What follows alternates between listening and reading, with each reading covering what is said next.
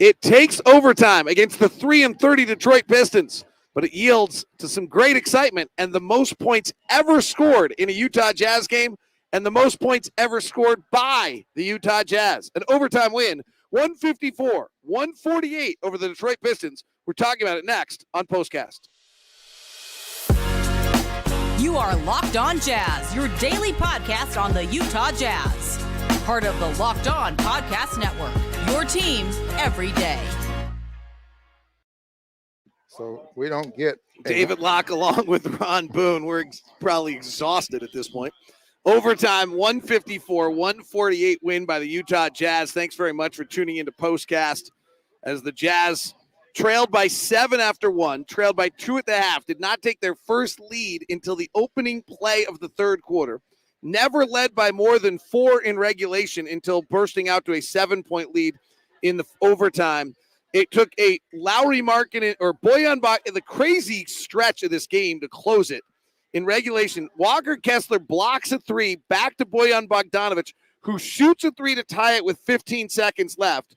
Jazz call timeout. Will Hardy diagrams a beautiful backcourt out of the timeout. Usually most teams move to the front court.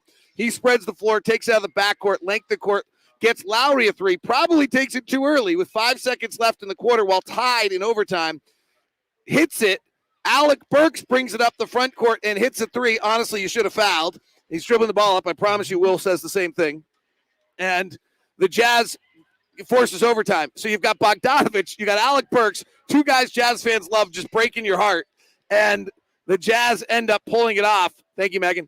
And the Jazz end up pulling it off in overtime tonight. Just kind of wackiness and wild stuff all the way around, Ron. And then in overtime, the Jazz were just the better team finally. They did not defend all night long. Crazy numbers of how bad the defense was on both sides or how great the offense was, depending on your perspective. I think that's a great way of putting how great the offense was tonight because neither team could stop the other. And just look at the field goal percentage, the number of three-point shots that were taken and made, and then the classic, the big three-point shots that are just keeps the crowd on their feet. Just turned out to be a great basketball game, a fun basketball game, probably for the fans to watch as far as the offense is concerned. Final numbers tonight: the league offensive rating average is 116. The Jazz came in with a 113 offensive rating, and the Pistons came in with a 108. Okay, so 113 and 108 were the two numbers coming in. Jazz finished with a 141. Pistons finished with a 135. Pistons had a 148 going into the fourth quarter tonight. I mean, they're just, again, you choose whichever way you want to phrase it. No defense or lots of great offense tonight, the story tonight. But I would have to say on 2 teams that rank 24th and 29th in the league offensively, I might have to go with no defense tonight. And I also thought that the preparation of being prepared by the Pistons, as far as the Jazz zone is concerned, really was very, very good. They got a number of very good looks, but it still takes guys the ability to make the shots in order to score. But I thought their preparation was pretty good on attacking the Jazz's zone. All right, we got to take a second and give Pistons, first of all, tip of the hat to the Pistons. They're 3-30 and they played hard. Keep playing hard. Monty Williams said that pregame. That actually turned out to be true. So give them great credit on that. Can we take a moment for our guys? Bojan Bogdanovic tonight. We're not going to give them stars, Lacey. Sorry, they don't get stars. But Bojan Bogdanovic tonight, 36 points, 8 3-pointers. And Alec Burks has got to be exhausted. He checked in with about 6 minutes into the third quarter and has never checked out of the ball game. He finished tonight all points, I believe, in the second half with 26. They were both great. It was so fun to see. And particularly Alec, who's just turned into just the consummate pro. I hope he gets traded to a team that's good and he gets a playoff run in him because he really has just become – he was kind of this footloose and fancy-free kid when we got him and a little bit reckless going to the basket. And Bowler loved to call him Houdini and all the rest of it. And now he's just a bona fide pro that's out there playing the game right, and Bogdanovic has always been that way. And you know what's so great about it, Alec Burks, is has he ever been like just a star, a guy that's going to play 36 35 minutes a ball game and anything like that. He's been a survivor in the NBA, and now he's in his 13th year. And you're absolutely right, a constant pro. All right.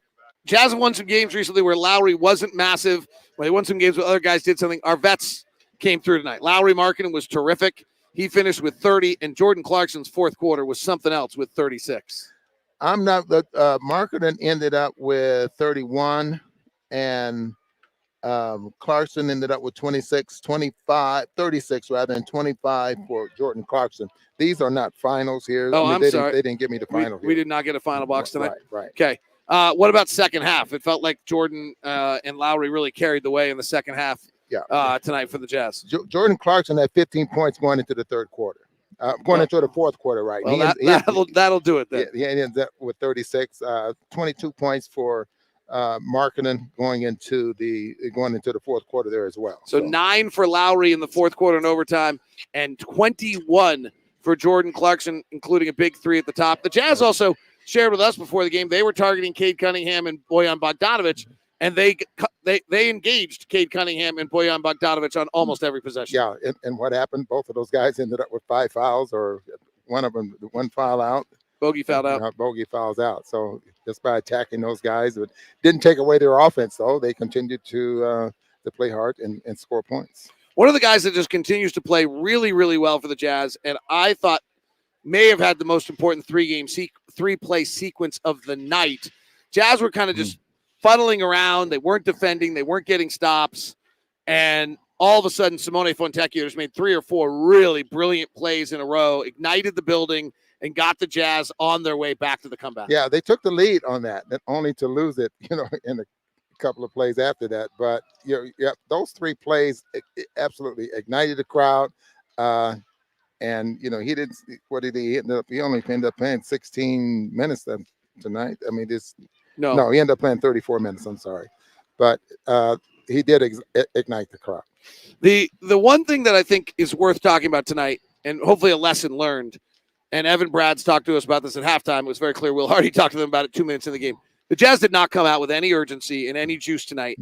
And the lesson on that one is you don't start with that. It's really hard to gain it. They never really regained control of this basketball game for the entire night. 53 minutes. The Jazz were never in control of this game.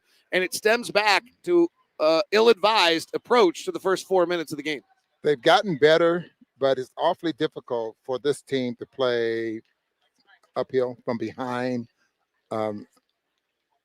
It's just tough out. I like the Jazz where they're in the basketball game or leading.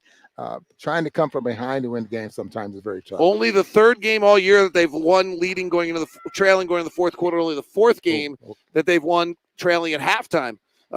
They are 4-20, 4-18 now trailing at the half, and 3-18 trailing going into the fourth quarter. So you're absolutely right. This is not a team that plays uphill very, very well.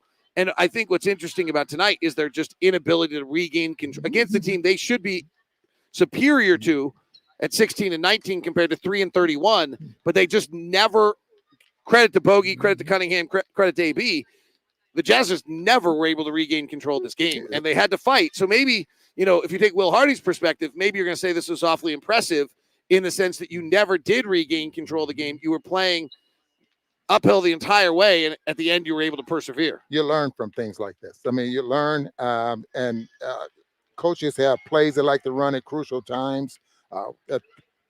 So many minutes on the clock, so many seconds on the clock. They have plays that they want to use in certain situations. They get a chance to use them in games like this. But it takes good execution in order to make it work. I thought the Jazz did a pretty good job of that there as well. Few people are asking, I don't usually try to coach in these circumstances.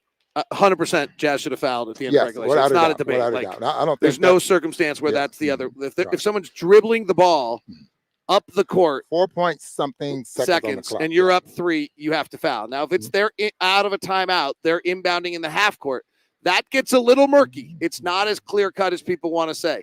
But if someone's dribbling the ball up the front court, in that circumstance, you have to foul. The Jazz missed that one. That's actually something I don't even think the coach should have to tell the players that, frankly. I just think players should know that at this point of their careers, but I guess not. But you got to go for the ball. You just can't foul. No, you can just foul because in the final 2 minutes, you can't get called for a That's right, transition that's take right. foul Yeah, or anything else. yeah. So you actually can tackle them. Yeah. Well, okay, that would be a little bit of a stretch. Ron, I feel like there's a lot of things that happened tonight, and I feel like we got to make sure we touch on them. I guess the other one I would touch on is, let's go back to Walker for a second. We don't have the final number on it, but plus 16, I think, was the final number on Walker Kessler. He is really people are dunking on him. Fine, like he said to our post game, like I don't care. You got dunked on twice. You blocked 6 shots and you altered about 12 others. Like, good, go get dunked on twice. It means you were there twice. You're going to get dunked on. Shot blockers are going to get dunked on, and players enjoy that because I got him. That type of thing. But for the most part, Kessler wins because he blocked 6 of those. The funny one tonight is the Pistons came in as taking the second most layups in the league and the third or fourth most shots at the rim in the league. And the Jazz really decided they wanted to take away the rim and not and kind of the Pistons take the fewest threes in the league. The Pistons took 41 threes tonight. They busted out of their character and they hit 19 of 41. One of the reasons why the Pistons are not winning games is they're short on math every single night and they don't take enough threes. Well, tonight Bogey took 15. And Alec Burks took 9. So they ended up taking 41 threes. That was not what the Jazz were expecting in any way, shape, or form of how this game was supposed to play out tonight. To go along with their 62 points in the paint. Now the Jazz had 68 points in the paint there as well. But you put together 62 points in the paint and then the number of 39 3-point shots, and they shoot 46% from the field. Yeah, you should be in the basketball game. And on the level of, by the way, playing great offense versus bad defense, the Jazz went 16 of 32 from 3, not as many threes as they would like to take. Actually, Detroit's great about it. We didn't talk about it. They're the second best team in the league at 9 threes in the league, and they didn't allow a lot of threes tonight, but the Jazz did hit 50. The two teams combined tonight for 35 of 73 from 3. 35 of 73 from 3. Tyson Ewing drops us a note. The final 8 minutes of the game, the Pistons shot just 4 of 17. They were 59% prior to that, so they finally fell apart shooting. But whether this was an offensive or defensive game, the shooting was unbelievable on both teams. Yeah. I'm sure guys always enjoyed having good nights, but. All right, most points ever scored in a Jazz game, most points ever scored by the Jazz. And your stars tonight, Ron Boone, Jordan Clarkson, I'm certain is one of them. Yeah, you got to go with Laurie. He made Lowry and Jordan, the big dogs got the job done tonight. I know I went with Kessler the other night, but Kessler's impact again tonight really made a big difference. But Lowry he just gets it done. Lowry and Jordan, nothing too surprising there. Jazz win it tonight in overtime, 154-148.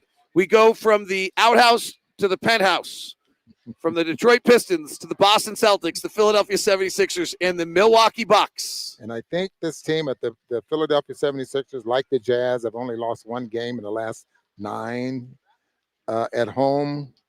The Jazz were tied with Philadelphia, I think. Jazz keep winning at home. I believe that's our 8th of our last 9 at home. Jazz win it tonight. On behalf of Ron Boone, I'm David Locke. Thank you for tuning in tonight to Postcast. We will now send you over to the first ever 24/7 national sports stream on YouTube. It's Locked On Sports today.